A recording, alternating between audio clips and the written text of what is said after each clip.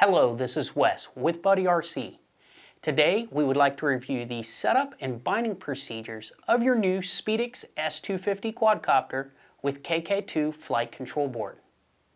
But before we get started, we would like to stress the importance of making sure that you have removed the blades from your multi-rotor anytime it is on the bench and you are working on it. With that in mind, let's get started by creating a new acro model in our DSM2 compatible transmitter. Now for demonstration purposes, today we are going to be using a Spectrum DX6i, mainly because it's probably one of the most common transmitters you're going to see on the market. One of the first things we're going to do here, we're going to scroll through the menu by pressing the trackball. We're going to go into Model Select, and we're going to select an open model within the list here.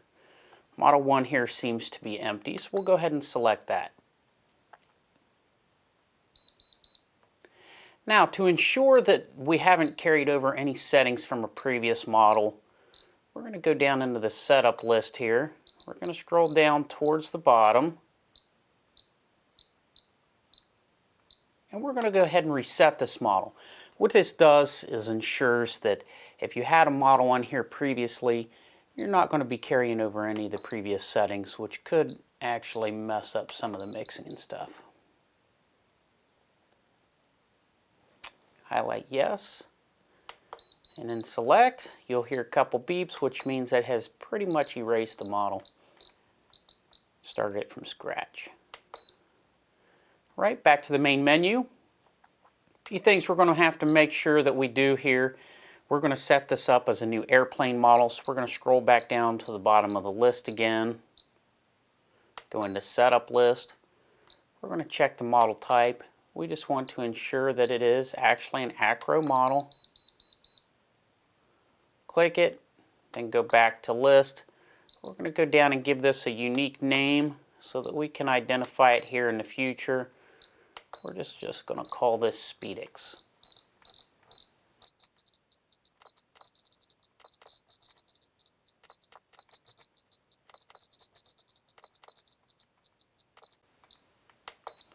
Alright, we've now created a new model. We have named it. And now we've got to do just a couple small things here in order to get it ready for the binding process.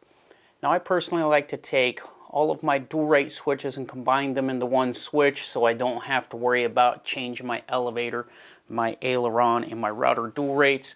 So we're going to stay here in the setup list. We're going to go to DR Combined, and we are going to change this INH, and we are going to set it up so that it is on the elevator dual rate switch, which can be found here in the upper left hand corner of your transmitter.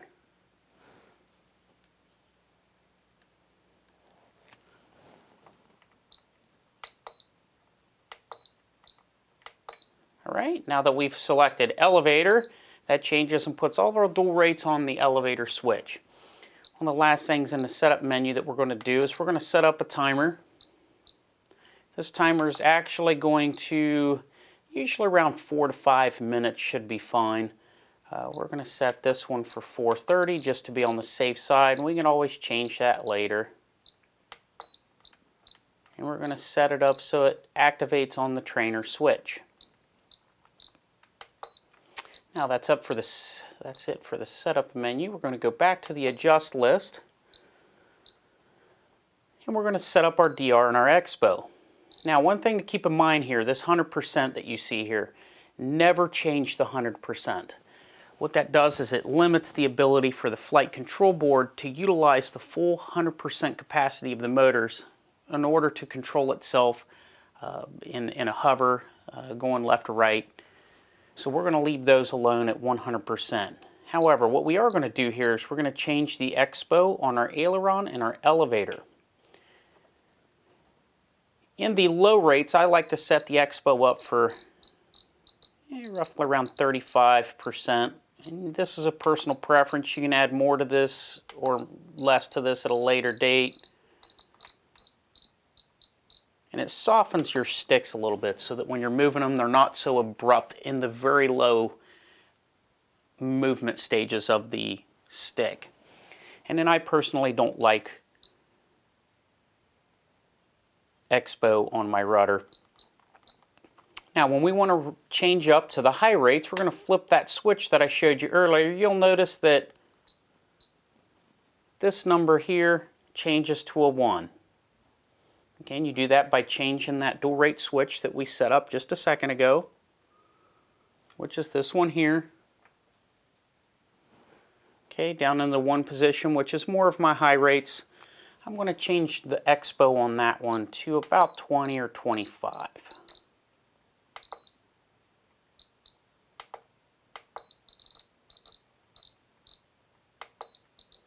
Alright, from there we can go ahead and back out of the DR Expo menu, and you should be done with this setup. Now we'll be going back through this in the binding process and the setup process. We'll be going through here and changing some directions and travel adjustments and things like that. And to do that, we're going to scroll down through the setup list. We're going to go, missed it, into the reverse menu. And this is where we'll end up here in a minute, just to give you an idea where we'll be at.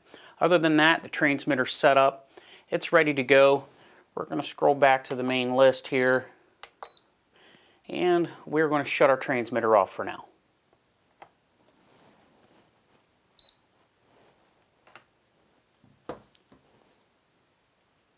Okay, so the transmitter's been set up. It's ready for the binding process. So we'll go ahead and stick that off to the side over here. The next thing we're going to focus our attention on is the quad itself.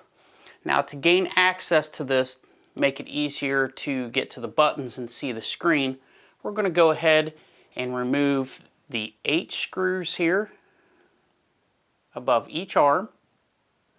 And then here in the very front, you can barely see it, there is a Phillips head screw there. Phillips head screw there. We're going to remove the top plate so it's easier to see in access.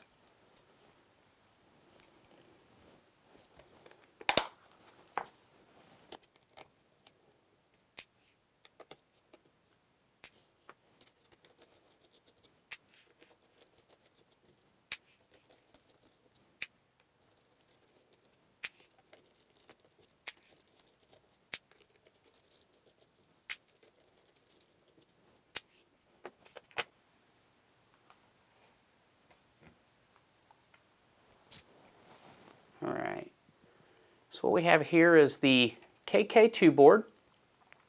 Over here on the right side, you'll notice the ESCs are all plugged in order, starting from the top, 1, 2, 3, 4. The ground is actually hooked to the outside pin. This wire here is your power wire, and once again, ground is hooked to the outside. Now this can hook anywhere over here, and it'll supply the correct power. Over here on the right side of the board, the left side of the board, this is the satellite. This is where it plugs into the KK2 board. It runs under the board, out the back to the DSM2 compatible satellite. Now another thing on this board that most people will notice, let me see if I can dig it out here. There may be an extra wire under here, and it's usually plugged in this area here. If you see this wire dangling around in there, it looks like a JR plug right around in this area here. It's not a big deal. That's actually an extra 12-volt power source for your FPV gear. So don't be alarmed if you see that. Alright, next up in the process, we're going to bind the DSM2 compatible transmitter to our Spedix quad. And for that, we'll need to bring our transmitter back over. We will need a battery, preferably a 3S 1550, but any 3S will do. And we will need to make sure the propellers have been removed from our multi-rotor.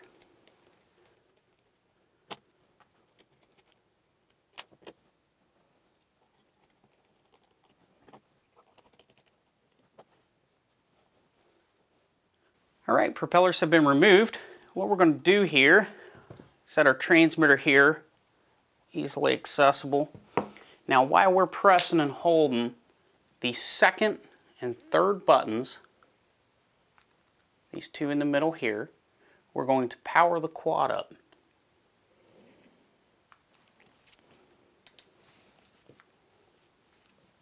This can be a little tricky. And you'll notice that the satellite is rapidly blinking. At that point, we can let off of the buttons. Now we're going to roll over here to our transmitter. We're going to hold the bind button up while we power our transmitter on. You'll notice the satellite below the screen here. Once it's there, I let off the bind plug or the bind button. And you'll notice that the satellite has turned orange. Now at this point, we're going to go ahead and unplug, shut off our transmitter, and we're just going to reboot everything. Alright, transmitter's back on. And from here we're going to go through the actual setup process in the KK2 board. Now bear with me a little bit, it may be hard to see the screen. So we're going to turn the transmitter on, we're going to plug the quad in, and let's see if I can get a good picture here of the screen. Alright.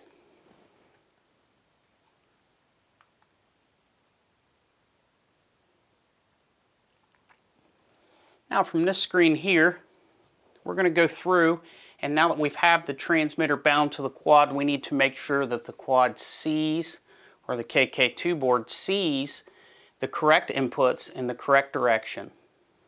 So to do that, we're going to go into the menu button here.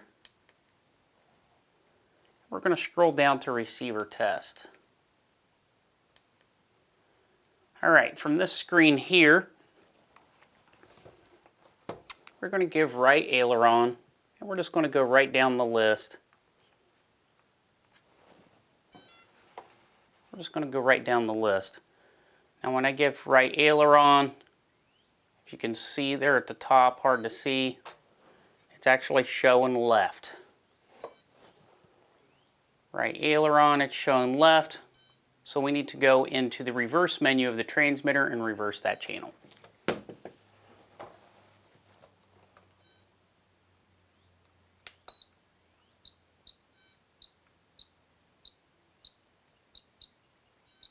Setup, looking for reverse.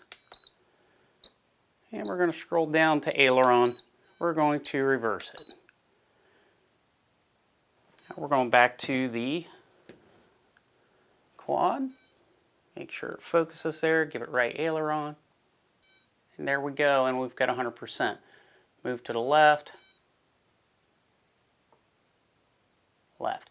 Now we're going to work our way down the list. There's elevator backwards, and it's showing elevator forward. So we're going to go into the reverse menu again.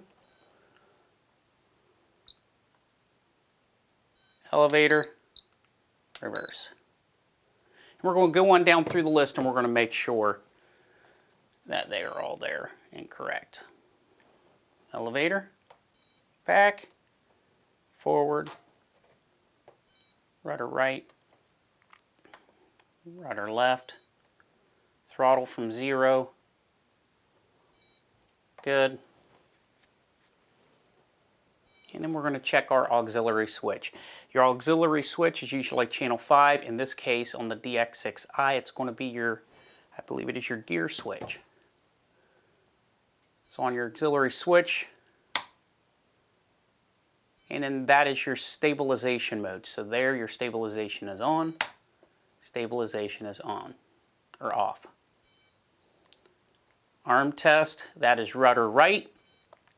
And you'll notice the arm test shows arm, let off rudder right, and it goes back to the safe zone.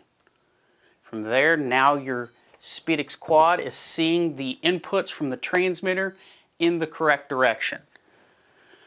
So now we can go ahead, back out of this menu, and from here we're going to work our way on down the list. We're going to start up here at PI Editor, enter, and then from here these are your PIDs. And we've set aside a few basic settings that will help you get flying. It'll get you pretty close. Now these settings are very specific to the users and individuals, so you may have to change them a little bit. So for roll or aileron, we have found, we're going to go to the P gain, we're going to hit change, and we're going to go down to 35. Enter, done. P limit, we're going to leave it 100. I gain at 30. I limit at 20. Okay, then we're going to highlight roll. We're going to change to the pitch. We're going to do the same thing. 35, 100, 30, 20. Then we're going to change over to the yaw. And we have changed that to 50, 20,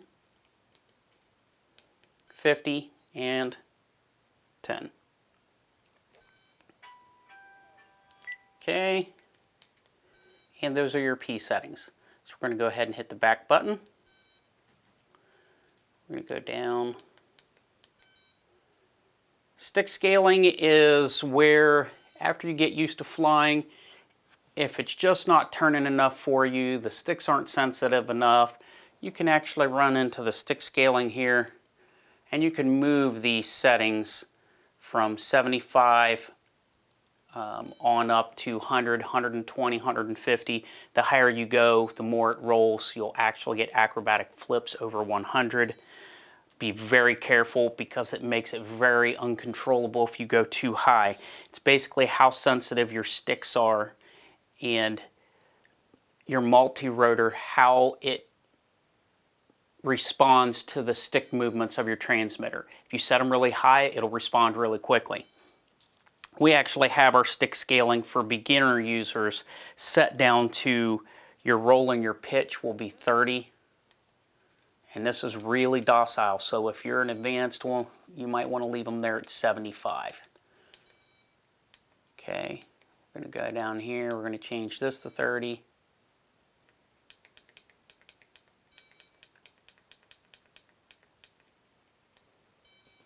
We're going to move our yaw to 45.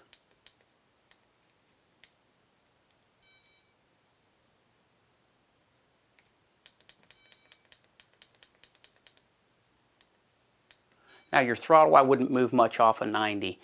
The issue I've seen in the past is if I throw my throttle up over 100, I've noticed that it starts robbing motors. So if you go full throttle, it tends to want to bank and roll over to the right and fall to the ground. So I wouldn't move much off of 90 off of that. All right, so there's your stick scaling. That's done. So we're going to hit back. We're going to roll down to the next couple menus here. Self-leveling settings. A lot of these settings you're not going to mess with a whole lot. These, if it doesn't autocorrect quick enough for you, or if it autocorrects too quick, you would change these settings here and either raise or lower them. We're going to leave these the same. We're not going to mess with the camera stab settings. We don't have any of that here. And we're going to go on down to ACC Calibration. This is an important one for us. To do this calibration, we are going to hold it there. We're going to set it up.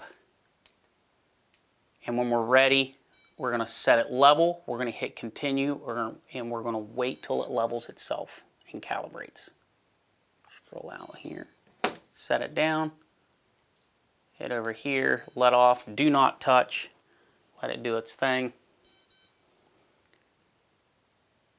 When it's done, it'll say calibrating. Axis X 512, okay, and it'll go on down. Axis Y 515, okay. Axis Z 632, okay. Continue. So we're going to hit continue, calibration, succeeded. All right. So let's reset our camera here.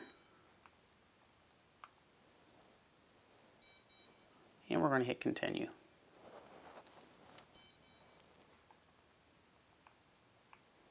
I believe that is our last menu that we'll really need to mess with.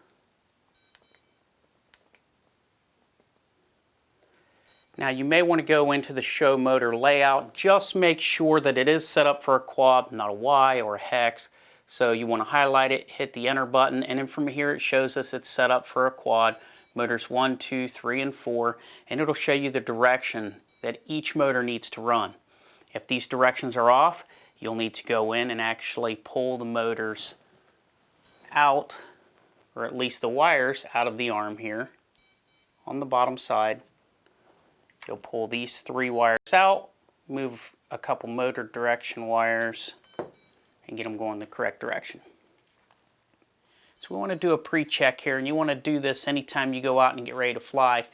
We want to make sure that all of our motor direction travel is correct. We want to make sure that the correct prop is on the correct motor. And I found this little diagram on FPV Hub for the KK2 board. Basically tells you which way the motors are supposed to spin. Now, your M2 motor, your M4 motor should have the same exact propeller on it. Your M1 motor and your M3 motor should have the exact same propeller on it. Doesn't matter what color, they just have to have the same direction, same travel of propeller. And you'll notice on the propellers that even come with these over here, and you won't be able to see it in the corner, it'll have the size of the propeller, in this case 5 by 4.5 L. Same with that one, 5 by 4.5 L. Those two are the same. And then on this one, you'll see a 5 by 4.5 R. That means it's a reverse. Same here, 5 by 4.5 R. Now your reverse propellers are going to go on 1 and on 3. And then your normal propellers will go on 2 and 4. But before we throw these on, we're going to fire the quad up. We're going to double check the direction of travel. And to do that, we're going to put a piece of tape on each individual motor. Any type of tape that you can see. Doesn't have to be pretty, it's only going to stay on there for a second. There's one.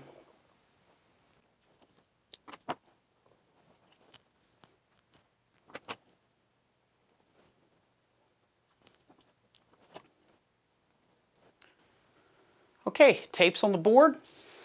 What we're going to do here, we're going to make sure that our transmitter is on, throttle is low, and we're going to go ahead and plug our quad in. You'll hear a couple beeps, and by looking at the screen, you'll notice that it says safe. Now, in order to change this from safe and activate the board, we're going to actually go rudder right, and you'll notice that that screen just said armed. And what that means is if you mess with this throttle, all these motors will turn. Now what we're looking for, we're going to barely crack the throttle up here. Just barely till we get the motors to spin. And as they're spinning, we're going to look and make sure they're spinning in the correct directions according to this sheet. All right.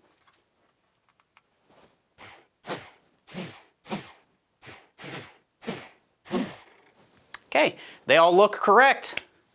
The next thing we need to do is put our top plate back on. We can go ahead and shut the multi-rotor down. Put everything back together. We can put our propellers on at this point. We're going to take it outside. We're going to hover it a little bit. Make a couple quick passes. Just make sure everything's in order. And we'll be ready to go. See you in a few minutes.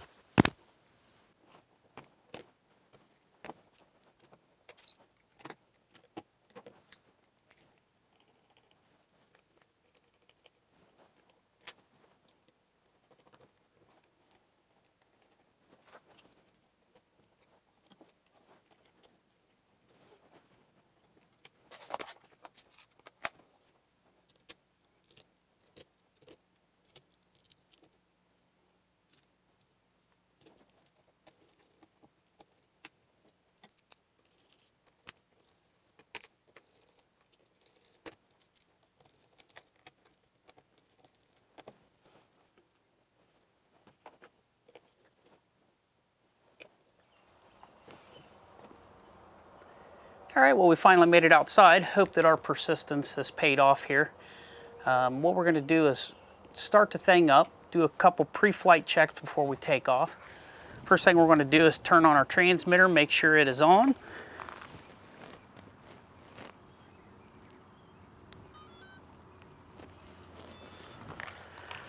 Once the transmitter's on, we're going to plug the multi-rotor in, let it go through its boot process. And on the screen here, it may be hard to see. You should see a safe mode there. If it says anything like error or something like that, just go ahead and reboot it. It's really not a big deal. And then once you're ready there, we're going to set it down on the ground.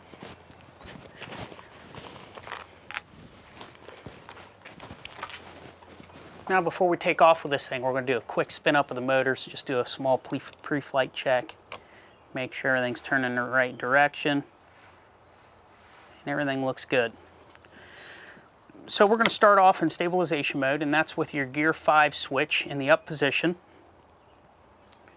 We're going to just hover above the ground. We're going to check and make sure there's no fluttering. Might be a touch. You could probably lower your roll and your pitch, maybe 1 point in your piece. Other than that, we'll fly around here.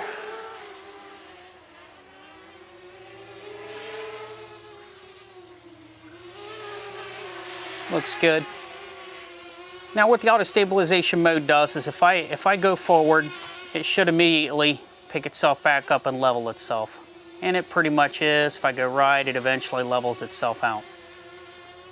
Now if I take auto stabilization off, if I go right, it should continue to go right. And it does.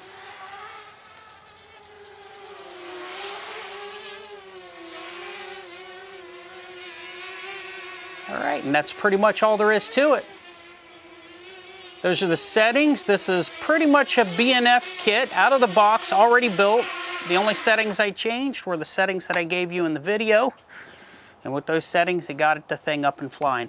If you have any questions or problems, please feel free to check us out and email us at info@buddyrc.com. And don't forget to check out the YouTube and Facebook pages for any updates or upcoming equipment that may be coming out. Thanks for watching. Good luck flying at the field.